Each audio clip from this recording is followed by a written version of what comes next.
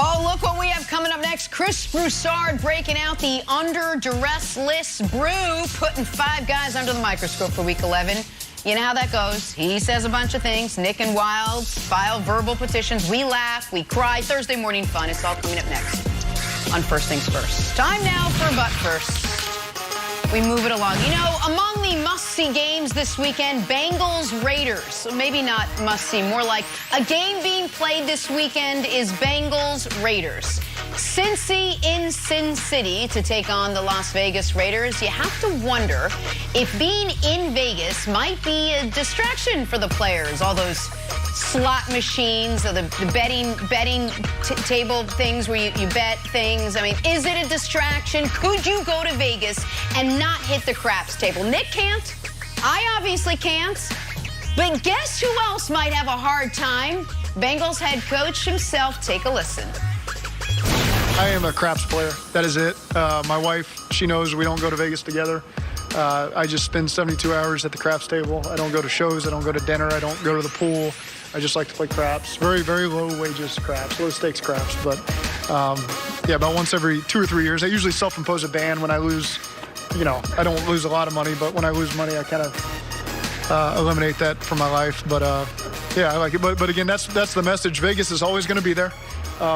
In May, in July, whatever it is, and our focus is a business trip this week, and let's go focus on winning a football game. That was very worrisome. I'm concerned. Just gonna say it. I'm like that much concerned. Let's move on. Guys, draw a blank. I got a new favorite coach. Hey, Zach Taylor. I've been way too hard on him. Zach Taylor. I've been way too hard on him. My guy. Nick and Zach. Zach the hard way, Zach Taylor. You know what I'm saying? Let's go. Hey, how about another team seemingly with a gamble going on this weekend? The New York Jets. Head coach Robert Saleh announcing yesterday it's going to be Joe Flacco getting the start Sunday against the Miami Dolphins. It's like quarterback carousel up here in New York. Step right up, pick your quarterback.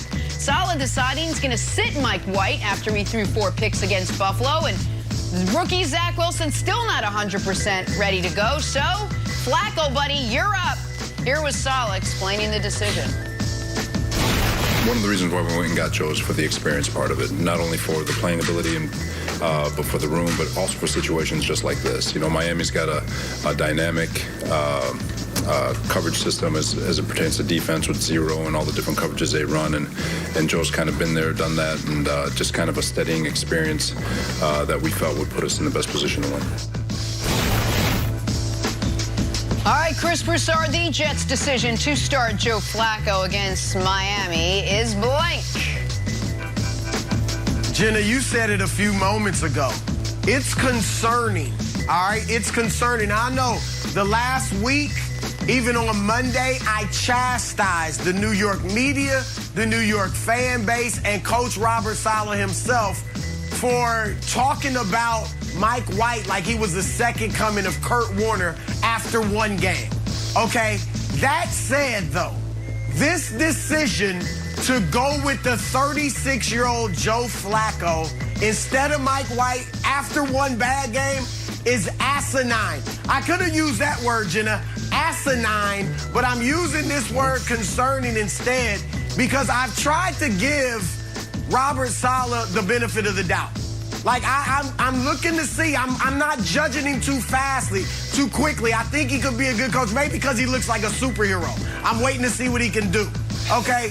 But there's only one of 3 explanations for why you would start Flacco over Mike White. One is that you're indecisive, okay? Because on Monday, Saleh was talking about White even after the 4 interceptions, like, hey, don't judge him after one game. He'll be fine. He talked him up a little bit. All right, so he's either indecisive, number one. Number 2, he's either responding to the New York media, which destroyed White after the bad game on Sunday. Or 3, the decision was made for Saleh from on high. He was told to do it from those above him. None of those makes him look good.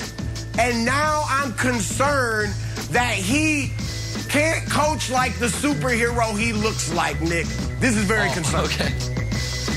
All right, so I have a very, very, very different angle on this. My answer is the Jets' decision to start Joe Flacco versus the Dolphins is a religious experience.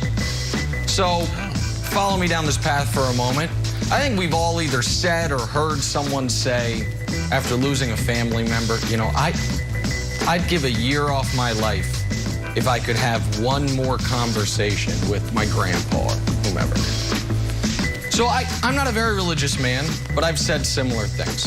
And I'm a little concerned here, Wilds, because I absolutely said this offseason, I'd give a year off my life if just one more time I could bet against Joe Flacco. And smite me now if you need to, but that opportunity is here. Dolphins -3.5.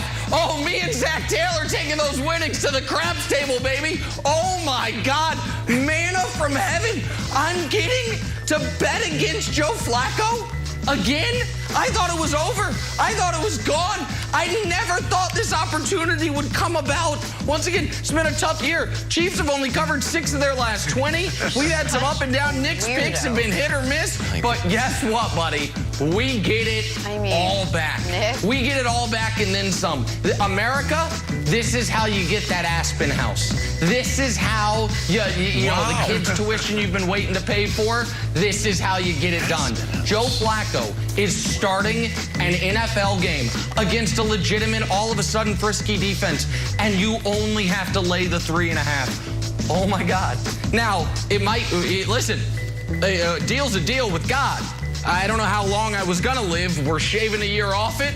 But for these 3.5 hours on Sunday, it'll be worth it. It'll be worth it. So, yeah, that's what it is to me, Wilds. So, Broussard, can I offer another explanation? Because I think this was actually the plan. I went from this is foolish to, this actually makes a decent amount of sense. And here's why. Do you think that Mike White has any trade value whatsoever? Because I feel like it was a flash in the pan, one-hit wonder. That was it. The story is over for Mike White. But you seem to have a little bit of Mike White, I don't know, goodwill left in your heart. Do you think there's still something there that he could actually become the starter or actually become trade bait for somebody? No. I think look, just like you're overreacted in the positive in New York to one game, you shouldn't overreact in the negative to one game. Now, it's smart to say, look, no controversy, Zach Wilson's our starter. But maybe Mike White is the backup. Maybe he can be a legitimate backup. He's young, let's play him. And to your point, Wilds, if he looks really good, maybe you do have some trade value in it. So there's no benefit in playing Flacco. You're not making the playoffs. What are you trying to do? The rest of this season is about seeing who your young quarterbacks are. So there's benefit. There's some benefit. Lock of the week. Flacco. Lock of the week for Nick Wright. Nick spading Flacco. Yeah. Lock of the week. Yeah, all that's right. Correct.